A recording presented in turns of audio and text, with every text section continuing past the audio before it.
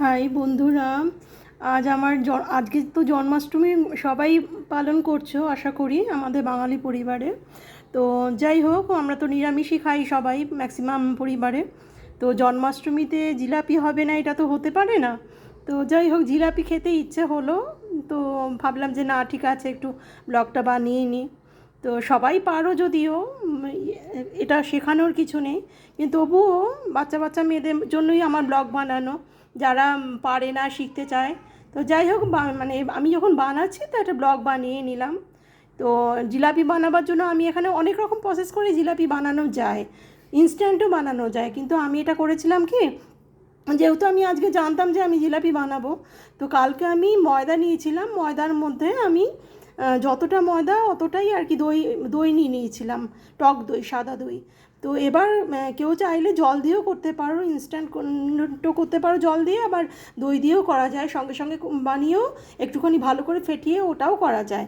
কিন্তু এই টক ভাবটা আসার জন্য আমি এটা আগের দিন করেছিলাম, ফার্মেন্টিংটা যাতে ভালো তৈরি হয়। তো ওই জন্য আমি রাত্রেবেলা আমি এটা টক দই দিয়ে ভালো করে ফেটিয়ে একটু নুনে ছিটা দিয়ে আর একটু চিনি, এটা হচ্ছে টিপস অ্যান্ড ট্রিক্স। মিষ্টি দোকানে যে বানায় ওরা ওরা কিন্তু এটা এই ব্যাটারটার মধ্যে কিন্তু চিনি দেয় একটু, আর অল্প নুনও দেয়। এটা কিন্তু অনেকে দেখায় না, অনেকে দেখায় অনেকে দেখায় না। তো আমার মনে হয় ম্যাক্সিমামই বলে না এটা কেউ।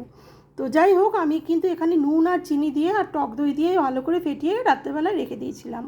তো এইবার এটাকে আমি এখন সকাল মানে দুপুরের দিকে খেয়ে দিয়ে লাঞ্চ করে উঠে এটা আমি এখন ভালো করে হাত দিয়ে আর একটু অর্গানিক আর কি অরেঞ্জ কালার দিয়ে আমি ভালো করে ফেটিয়ে নিলাম আবার।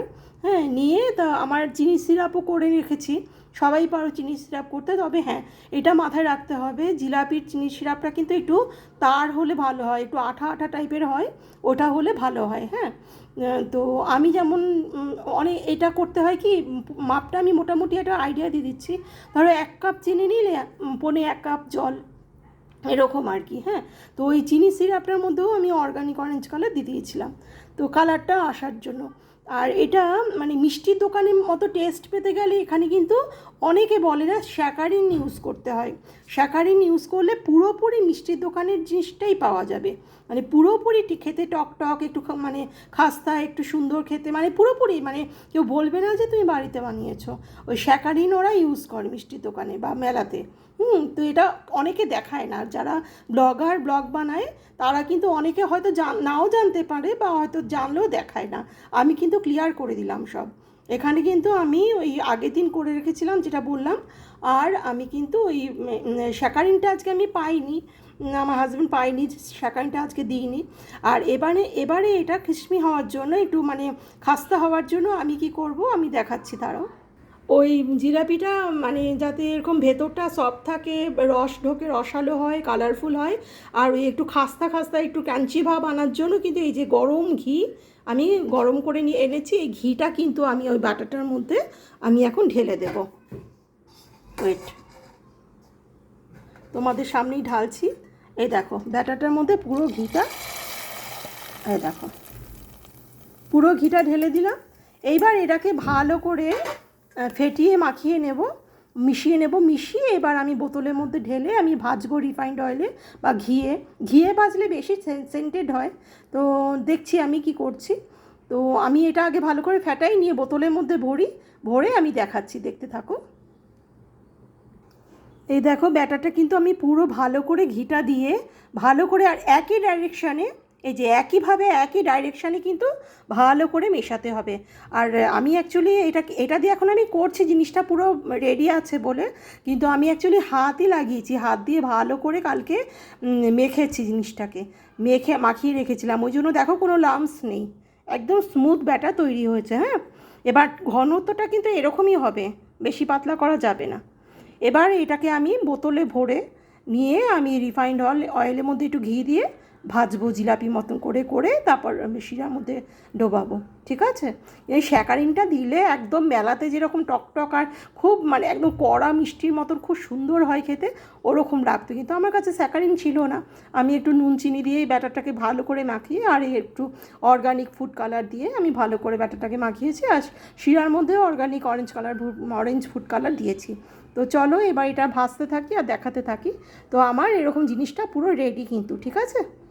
এইভাবেই জিলাপি করে। তো চলো, এই দেখো কত শাইন দিচ্ছে, কত চকচক চকচক করছে, একদম ভীষণ সুন্দর হয়েছে। আর কতটা ফুলেছে দেখো, এই দেখো এরকম ঘনত্বটা হবে।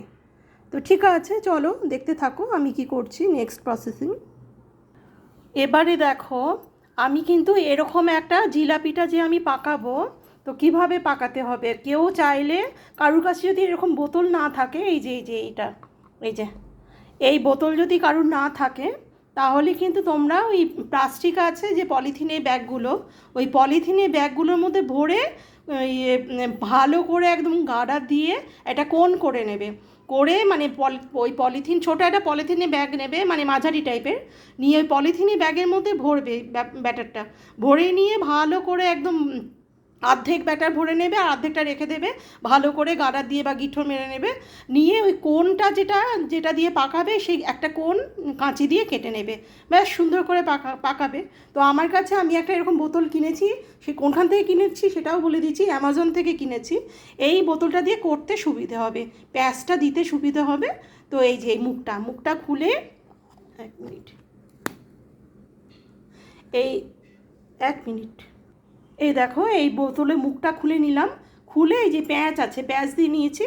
তো এইটা এবার পেঁয়াজ দিয়ে রিফাইন্ড অয়েলে, আর শুদ্ধ ঘিতে ভাজলে তো আরও ভালো হয়। তো যাই হোক আমি রিফাইন্ড অয়েলেই ভাজছি, একটুখানি ঘি দিয়ে নিয়েছিলাম। তো এবার পেঁয়াজ দিয়ে জিলাপিগুলো ভাজবো, ভেজে তারপর শিরার মধ্যে ডুবিয়ে তুলে নেব। খুব ইজি করা, ভীষণই ইজি। আর স্যাকারিন দিলে তো একদম মানে কেউ বলবে না। আর স্যাকারিনের কথা কিন্তু বড় বড় ব্লগাররাও বলে না কিন্তু অনেকে, এটা কিন্তু লুকিয়ে যায়। এটা হলো একটা টিপস অ্যান্ড ট্রিক্স। আর একটা টিপস অ্যান্ড ট্রিক্স হলো ব্যাটারটার মধ্যে যে ওই নুন দিয়ে অনেকে মাখায়, অনেকে নুন দেয় না। তো আমি টেস্টটা খুলবার জন্য নুন দিয়েছিলাম। আর মাখাবার সময় কিন্তু একটু চিনি দিতে হয়, ঠিক আছে? কারণ যেহেতু চিনি শিরার মধ্যে ডুবিয়ে রাখা হয় না, জাস্ট মানে ভিজিয়ে আবার তুলে নেওয়া হয়। এইটাও হচ্ছে একটা টিপস অ্যান্ড ট্রিক্স। এই ছোটো টিপস অ্যান্ড ট্রিক্সগুলো কিন্তু অনেকে বলে না, কিন্তু লুকিয়ে যায়। তো আমি ক্লিয়ারই বলে দিলাম, তোমরা করো এরকমভাবে। তো ঠিক আছে, আমি করতে থাকি, দেখতে থাকো তোমরা। আর এই যে বোতলটার মধ্যে যে ভরলাম না আমি ব্যাটারটা, সেটাও বলে দিচ্ছি। এরকম একটা ছোট্ট হাতার মধ্যে আমি একটু তেল বুলিয়ে নিয়েছিলাম, যাতে হাতাটা লেগে না থাকে। তারপর তেল বুলিয়ে এরকম করে নিয়ে ওই বোতলটার মধ্যে ভরেছিলাম, এটা যাতে মাথায় থাকে। সবই দেখিয়ে দিলাম, এবার ভাজবার পালা। দেখিয়ে দিচ্ছি, ভাজবারটাও আমি দেখিয়ে দিচ্ছি। আচ্ছা আচ্ছা, আরেকটা আমি শিখিয়ে দিয়েছি তোমাদের। এরকম একটা ফোক, মানে আমরা যে ম্যাগি খাই, ম্যাগির এরকম চামচ, কাঁটা চামচ দিয়ে যখন মানে ভাজবো আর কি, পেঁয়াজটা দিয়ে উল্টাবে কিন্তু এটা দিয়ে, নাইলে কিন্তু পেঁয়াজগুলো ভেঙে যেতে পারে, ছিঁড়ে যেতে পারে। কারণ এই ফোকের সাহায্যে এরকম করে উল্টাতে হয়। মানে জিনিসটাকে, ব্যাটারটাকে যখন পেঁচিয়ে জিলাপি করে ভাজবো, যখন এপিট ওপিট করে ভাজবে, তখন কিন্তু এইটা দিয়ে কোনো হাতা বা খুন্তি ইউজ করবে না। করলেও কাঠের হাতা খুন্তি বা এরকম একটা সিলিকনের খুন্তি দিয়ে করতে পারো, যেটা সফট আর কি। স্টিলের খুন্তি তো একেবারেই চলবে না। তো সেই ক্ষেত্রে আমি বলবো এইটাই বেস্ট, এটা বেস্ট অপশান। খুব ইজি ভাবে উল্টাতেও পারবে আর ভাঙবেও না। ঠিক আছে, চলো আমি এবার করি জিনিসটা। এই দেখো আমি কিন্তু এই জিলাপিটা আমি পাকিয়ে নিয়েছি, দেখেছো? নিজে থেকেই উঠে এলো। তেলটা যত গরম হবে অমনি অত ভালো ভাজা হবে। কিন্তু এরকম পাকানোর পর কিন্তু সঙ্গে সঙ্গে উল্টানোর চেষ্টা করবে না কেউ। এক পিঠ শক্ত হবে, তারপরে উল্টাবে, স্মুথলি উল্টে যাবে। সেটা আমি দেখাচ্ছি, চলো হতে থাক। এই তো জাস্ট দিলাম, একটু শক্ত হোক, ওই পিঠটা ভাজা ভাজা হোক।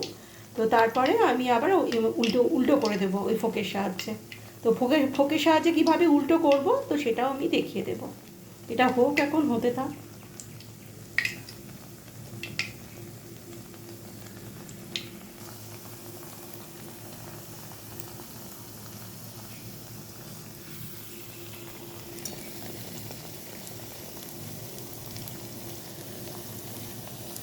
এই দেখো আমি কিন্তু জিনিসটা উল্টিয়ে দিলাম, ঠিক আছে? এবার একটু এপিট ওপিট করে কড়া ভাজা হলে তারপর আমি রসে ডুবিয়ে তুলে ফেলবো। তো এই দেখো আমার জিলাপিগুলো পুরো কমপ্লিট হয়ে গেল। তো দেখতেই পাচ্ছ। আচ্ছা, আরেকটা টিপস অ্যান্ড ট্রিক্স বলে দিচ্ছি, যে এই দেখো দুটো প্লেটে হয়েছে আমার জিলাপি। জিলাপিগুলো দেখো কি সুন্দর হয়েছে। হ্যাঁ আচ্ছা, আমি আরেকটা বলে দিচ্ছি যে গরম তেলের মধ্যে যখন জিলাপিগুলো ওই রাউন্ড করে করে ছাড়বে না, বোতলে করে বা যাই হোক ওই কোন করে, তো জিলাপিগুলো ভাজবার সময় কিন্তু ওই যারা খুব মানে এক্সপার্ট তারা কিন্তু ফোক দিয়ে করো, এটা আমি বলে দিচ্ছি, নাইলে অসুবিধা হবে। আবার যারা নতুন করছো তারাও করতে পারো, সেটা দেখে নিও নিজের যেটা অসুবিধা হবে। তবে একেবারেই কিন্তু স্টিলের খুন্তি চলবে না, ওই সিলিকনের যে খুন্তিগুলো আর নাহলে কাঠের খুন্তিগুলো দিয়ে ভাজতে হবে। আর ভাজবার সময় কিন্তু শক্ত কোনো মতেই হবে না, এটা কিন্তু সফটই থাকবে। যখন শিরার মধ্যে ডুবিয়ে তুলে নেবে তখন কিন্তু জিনিসটা শক্ত করা হয়ে যাবে, ঠিক আছে? কিন্তু ভাজবার সময় যদি কেউ চাও যে আমি শক্ত করব, কড়কড়া করব, তারপর শিরায় ভিজাবো, ওটা কিন্তু পুড়ে যাবে, একদম পুড়ে যাবে। তাই জন্য ভাজবার সময় এপিট ওপিট করে সফটই থাকবে, কিন্তু ওই কী বলে তুলে যখন শিরাতে ভেজাবে তখন কিন্তু জিনিসটা পুরো একদম শক্ত কড়কড়া হবে, ঠিক আছে? তো ঠিক আছে, আমার এই ভিডিও দেখার জন্য যারা দেখছো থ্যাংক ইউ।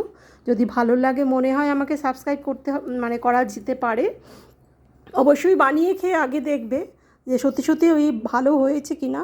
যদি ভালো লাগে তবে গিয়ে আমাকে সাবস্ক্রাইব করো। আর যাদের ভালো লাগবে না তারা কিন্তু আমাকে সাবস্ক্রাইব না করে আমার যেটা ভুল হয়েছে বা যেটা আমার কমি আছে আমার মধ্যে, তো আমাকে ধরিয়েও দিতে পারো, আমি তাহলে একটু শিখতে পারবো। তো ঠিক আছে, ধৈর্য নিয়ে দেখার জন্য আমার ভিডিও থ্যাংক ইউ। আমার ইউটিউব সোমা ব্লগস চ্যানেলটাকে বেশি করে শেয়ার করে দিলে আমার জন্য ভালো হবে। ধন্যবাদ বন্ধুরা, থ্যাংক ইউ।